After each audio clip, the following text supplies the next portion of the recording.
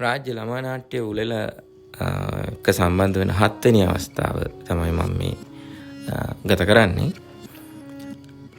මේ නාට්‍ය 7න් 5ක්ම මම සංගීත අධ්‍යක්ෂණය කරන්නේ වික්‍රම සර්ගේ නාට්‍යවලට. ඉතින් වික්‍රම සර් නිර්මාණය කරන නාට්‍ය විශේෂත්වය වෙන්නේ ගොඩක් හැම එකක්ම වගේ මම සම්බන්ධ වුණා. මම සම්බන්ධ වුණ හැම නාට්‍යයක්ම වික්‍රම සර්ගේ ස්වතන්ත්‍ර නිර්මාණ. ඔහු විසින් ඔහුගේ හිතේ ඇතිවන සංකල්පයක් අනුව තමයි මේ ළමයින්ට ගැලපෙන විදිහට සමාජයත් එක්ක අධ්‍යයනය කරලා ඔහු නාට්‍යයක් විදිහට දිගහැරෙන්නේ. එතකොට ඒකේ සියලුම දේවල් අලුතෙන් මේ තව කොහෙවත් නැති අදහසක් තමයි එතුමා නාට්‍යයක් විදිහට දිගහැරෙන්නේ. ඉතින් ඒක ඇත්තටම හරි වටිනා දෙයක් වෙනවා. මේ නිර්මාණ අලුතෙන්ම ලෝකෙට බිහිවීම පිළිබඳ.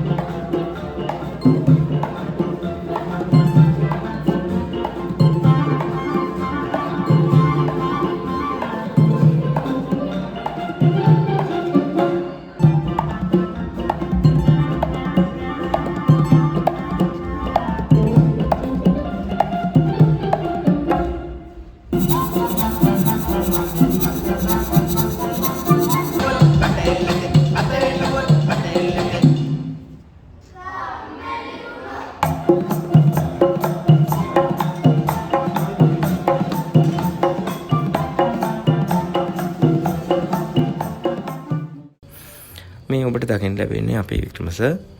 අපි දැන් මේ අවස්ථාවේදී බදුල්ලේ ඉඳලා දැන් මේ අපි හාලියල මධ්‍ය මහාවිද්‍යාලයේ පුහුණුවීම් කටයුතු කරන අවස්ථාවක් ඔබට පේන්නේ. දැන් අපි බදුල්ලේ ඉඳලා හාලියල ඉඳලා ටවර් රංගශාලාවට කොළඹ ප්‍රදේශයට යන ගමන් ඔය දකින්නේ.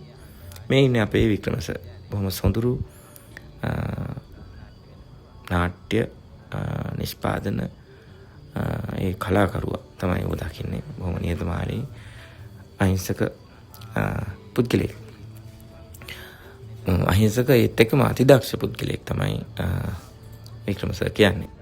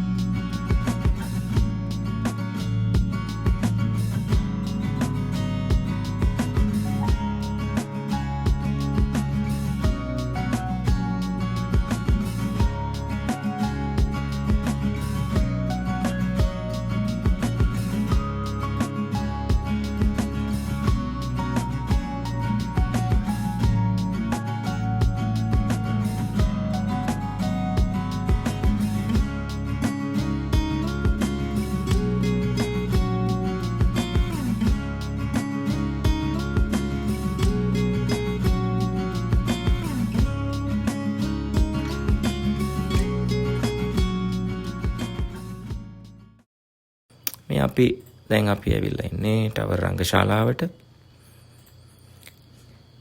මේ අපි රස පැනිත්තිත්තයි 2026 ජූලි මාස 9 වෙනි දින රංග දැක්වීම කටයුතු කරන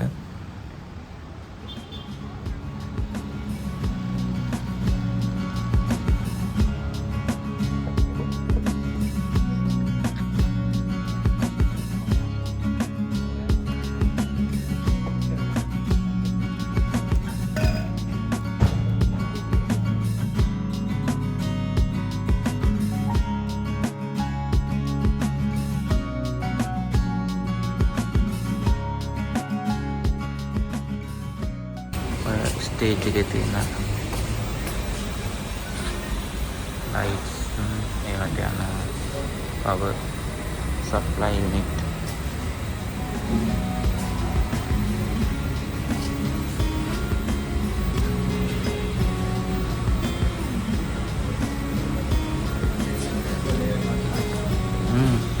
මේ තමයි කර්ටන් එක රෙන්ඩර් තියෙන්නේ.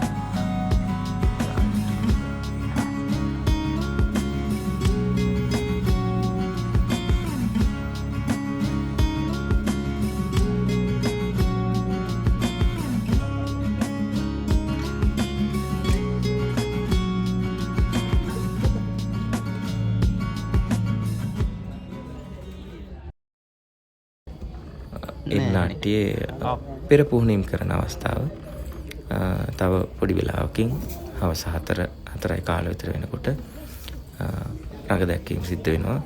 ඒකට කලින් අපි මේ සියලු දේවල් සකසා ගන්න ආකාරය තමයි පේන්නේ. අපේ සවුන්ඩ්ස් කොහොමද සකසා ගන්නේ, වේදිකාවේ ලයිටිං, මේ නළු නිලියන්ගේ පුහුණුවීම් කටයුතු සියල්ල මේ ඔබ දකින්නේ. ඔන්න ওই විදිහට තමයි අපි මෙවර රාජ්‍ය ළමා නාට්‍ය උළෙලේ එම නාට්‍ය කටයුතු කරගෙන ගියේ.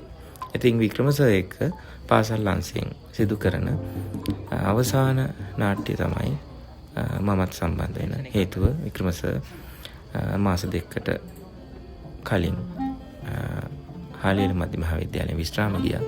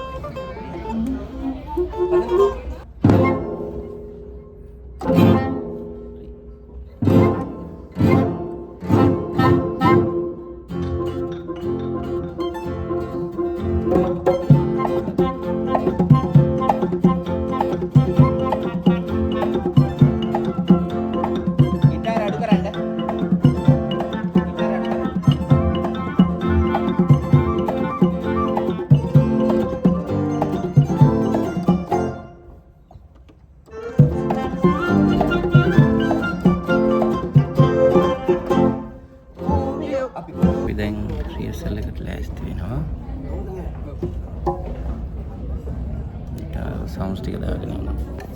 තප්පා කට්ටිය.